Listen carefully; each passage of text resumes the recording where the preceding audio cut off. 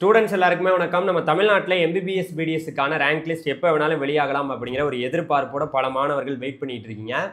NEET exam எழுதுகிற வரைக்கும் mark தான் முக்கியம்னாங்க, இப்போ ரேங்க் தான் முக்கியம் அப்படிங்கிற மாதிரி எல்லாரும் காத்துக்கிட்டு இருக்கீங்க. காரணம் என்னன்னா, போன வருஷம் எந்த ரேங்க்குக்கு எம்பிபிஎஸ் சீட்ஸு கிடைச்சிச்சு அப்படிங்கிற ஆதாரத்தை எல்லாரும் பார்த்து வச்சுருக்கோம். அதை வச்சு நம்ம ஓரளவுக்கு கம்பேர் பண்ணி நமக்கு கிடைக்குமா கிடைக்காதுங்கிறத ரேங்க் வந்தோடனே கொஞ்சம் உறுதிப்படுத்திடலாம் அப்படிங்கிறது தான் முக்கியமான தகவல். யார் யாருக்கெல்லாம் ரேங்க் வரும் அப்படின்னு கேட்டிங்கன்னா, அதாவது 7.5% ரேங்க் வரும். அதே போல் ஜென்ரலாக வரக்கூடிய கவர்மெண்ட் கோட்டாவுக்கு ரேங்க் வரும். அதன் பிறகு ஸ்பெஷல் கேட்டகரிக்கு ரேங்க் வரும். மேனேஜ்மெண்ட் கோட்டாவுக்கு சில பேர் அப்ளை பண்ணியிருப்பீங்க. ப்ரைவேட், அதாவது self financing college, private university போகணுன்னா அவங்களுக்கு ரேங்க் வரும். அதே போல் minority, Christian minority, Malayalam minority, Telugu minority, இந்த மாணவர்களுக்கு அவங்களுக்கு வந்து ரேங்க் வரும். அதுக்கப்புறம் என்ஆர்ஐக்கும் வந்து பார்த்தீங்கன்னா அப்ளை பண்ணியிருப்பாங்க, அவங்களுக்கும் ரேங்க் வரப்போகுது. இப்போ கவனமாக கேட்க வேண்டியது, நம்ம தமிழ்நாட்டில் 36 கவர்மெண்ட் மெடிக்கல் காலேஜில், அதாவது 4238 சீட்டு தான் வந்து தமிழ்நாடு மெடிக்கல் செலெக்ஷனில் நம்ம ஸ்டேட் கோட்டாவுக்கு வருது. அதே போல் இஎஸ்ஐ கேகே நகரில் ஒரு 81 சீட்டு வந்து பார்த்தீங்கன்னா எம்பிபிஎஸ் சீட்ஸ் வந்து நம்மளுடைய தமிழ்நாடு ஸ்டேட் கோட்டாவில் கவுன்சிலிங்கில் வருது. அதே போல் 3 கவர்மெண்ட் காலேஜில் பிடிஎஸ் கோர்ஸ் வந்து பார்த்தீங்கன்னா ஒரு 213 சீட்டு வந்து பார்த்தீங்கன்னா வருது. இதுக்கு தான் தமிழ்நாட்டில் நடக்குது இந்த கவுன்சிலிங். கவனமாக நீங்கள் கேட்டுக்க வேண்டியது, நம்ம ரேங்கை வச்சு என்னென்னலாம் சார் பண்ணலாம் அப்படின்னு கேட்டிங்கன்னா, அதை தான் இந்த வீடியோவில் பார்க்க போகிறோம். நம்ம சேனலை புதுசாக பார்க்க வந்திருக்கவங்க மறந்துடாமல் சப்ஸ்கிரைப் பண்ணுங்கள். நான் உங்கள் ட்ரெண்டிங் தமிழ் கோபி. ஹலோ டிடிஜிஎஸ்.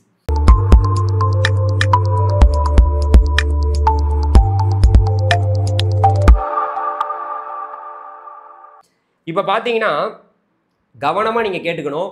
நம்ம தமிழ்நாட்டில் பல மாணவர்கள் வந்து நீட் எக்ஸாம் எழுதிட்டு இப்போ நீட்டு மார்க்கெல்லாம் உங்களுக்கு வந்த பிறகு இப்போ எல்லாருமே அப்ளை பண்ணி இந்த வருஷம் வந்து பார்த்தீங்கன்னா ரேங்க் மட்டும்தான் இன்னும் வரல. எப்போ வேணாலும் வெளியாகலாம். ஏன் சொல்கிறோம்னா, ஏகப்பட்ட பிரச்சனைகள்லாம் இருந்தாலும் நம்ம தமிழ்நாட்டில் ரேங்க் லிஸ்ட்டை ரிலீஸ் பண்ணுறதுல ஒன்றும் பிரச்சனை இல்லை. அப்புறம் ஆல் இந்தியா கோட்டாவில் நம்மளுடைய எம்சிசி அவங்க டேட் சொல்லையில் இவங்க அதன்படி அந்த ஷெட்யூலில் இவங்களும் வந்து நம்ம தமிழ்நாடு ஸ்டேட் கவர்மெண்ட்டும் இங்கே வந்து எந்த டேட்டில் வந்து கவுன்சிலிங்கை நடத்திக்கலான்னு அனௌன்ஸ் பண்ணுவாங்க. இப்போ வந்து நமக்கு எப்படி சார் அந்த ரேங்க் லிஸ்ட் இருக்கும் அப்படின்னு கேட்டிங்கன்னா, நான் போன வருஷத்தில் உள்ளதெல்லாம் உங்களுக்கு காமிக்கிறேன். நீங்கள் அதை பார்த்து நீங்கள் இன்னும் தெளிவாகுவீங்க. அதாவது மாணவர்களே, இப்போ நம்ம இந்த வெப்சைட் வழியாக தெளிவாக பார்த்துட்டு இருக்கோம்.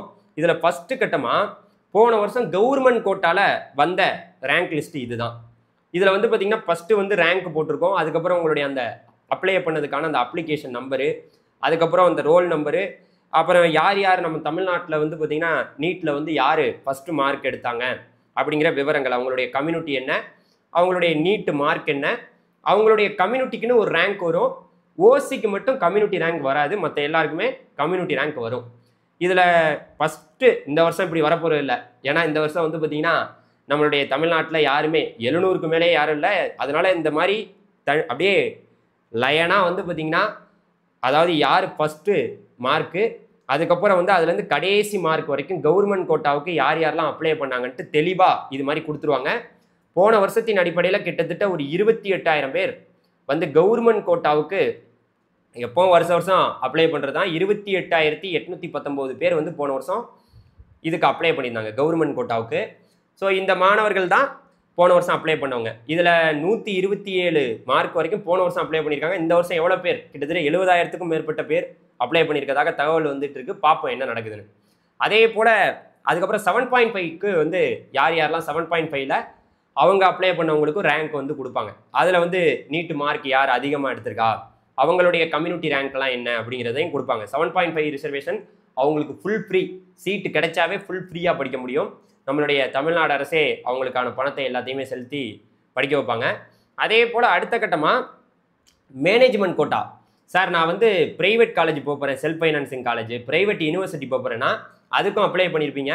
அதுக்கான நீட்டு மார்க்கு இங்கே வந்து கம்யூனிட்டி போட மாட்டாங்க.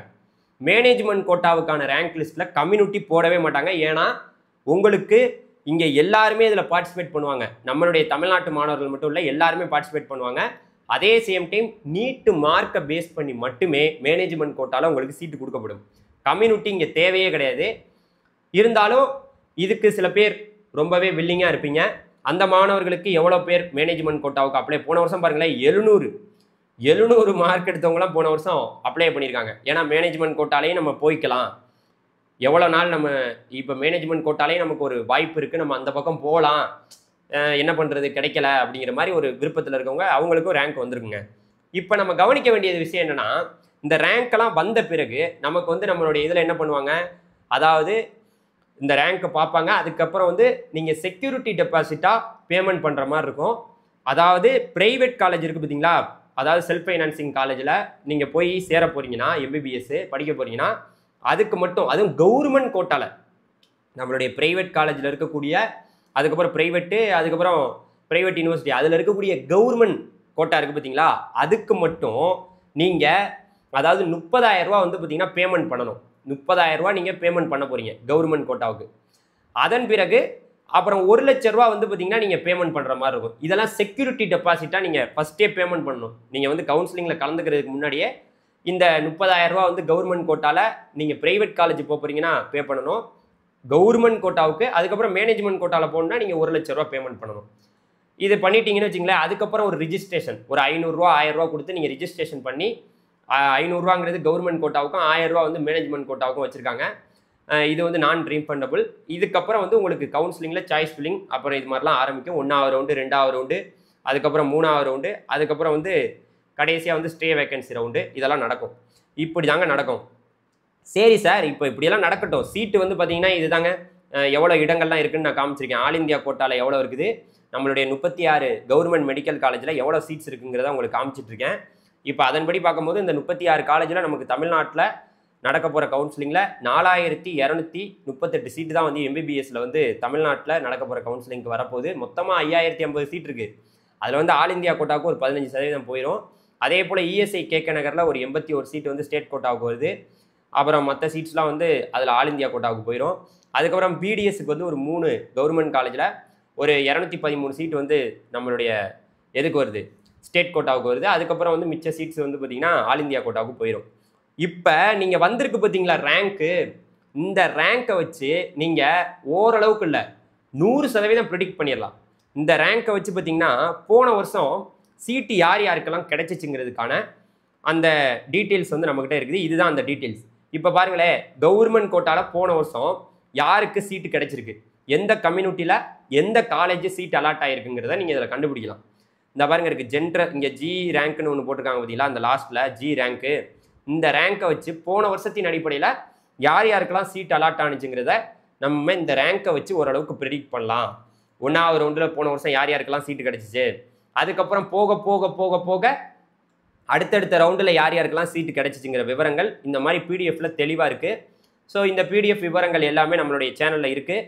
உங்களுக்கு ஃபஸ்ட்டு நமக்கு ரேங்க் லிஸ்ட் வெளியாகட்டும். வெளியான உடனே கட்டாயமாக யார் யாருக்கெல்லாம் வாய்ப்பு இருக்குது, என்ன சான்சஸ் இருக்குங்கிறத பார்க்கலாம்.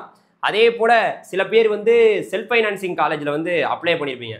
சார் நாங்கள் ப்ரைவேட் காலேஜாக இருந்தாலும் பரவாயில்ல சார், அங்கே போய் நாங்கள் படிக்கிறதா இருந்தாலும் ஓகே எம்பிபிஎஸ் அப்படின்னு கேட்டிங்கன்னா, அதுக்குமே வந்து பார்த்திங்கன்னா அந்த ரேங்க்கை கொடுத்துருக்காங்கல்ல, அந்த ரேங்க்கை வச்சு நம்ம ஓரளவுக்கு பார்க்கலாம் எந்த யார் யாருக்கெல்லாம் சீட் அலாட் ஆகிருக்கு அப்படிங்கிற விவரங்கள். அதுலேயுமே எம்பிபிஎஸ்க்கு வந்து பார்த்திங்கன்னா மேனேஜ்மெண்ட் கோட்டாலையும் இருக்குது. அந்த ரேங்க்கை வச்சும் அவங்களுடைய மார்க்கை வச்சே சொல்லிட்டு போயிடலாம். ஆனால் ரேங்க்குங்கிறது கொஞ்சம் துல்லியமாக இருக்கும். ஏன்னா போன வருஷத்துக்கும் இந்த வருஷத்துக்கும் நிறையா டிஃப்ரென்ஸ் இருக்க போகுது. ஸோ அதை வச்சு நம்ம வந்து பார்க்கலாம். ஸோ இதுதான் விவரம். இப்போ நான் சொன்ன அனைத்துமே நமக்கு ரேங்க் வந்தால் தான் தெரியும். ரேங்க் விரைவில் வெளியாயிரும். ஏன்னா வந்து பார்த்திங்கன்னா நம்ம தமிழ்நாட்டில் எல்லா கவுன்சிலிங்குமே ஆரம்பிச்சிட்டாங்க. அதனால் இதை கொடுக்காமல் இருக்க மாட்டாங்க, கட்டாயமாக நமக்கு கொடுப்பாங்க. அதனால் பொறுத்திருந்து பார்ப்போம். ரேங்க் வந்தோடனே தெளிவாக பேசுகிறோம். நன்றி, தேங்க்யூ. நம்மளுடைய வாட்ஸ்அப் சேனலில் நீங்கள் ஜாயின் பண்ணாமல் இருந்தீங்கன்னா ஜாயின் பண்ணிக்கோங்க. உங்களுக்கு பல்வேறு இன்ஃபர்மேஷன் அதில் வந்துகிட்டே இருக்கும்.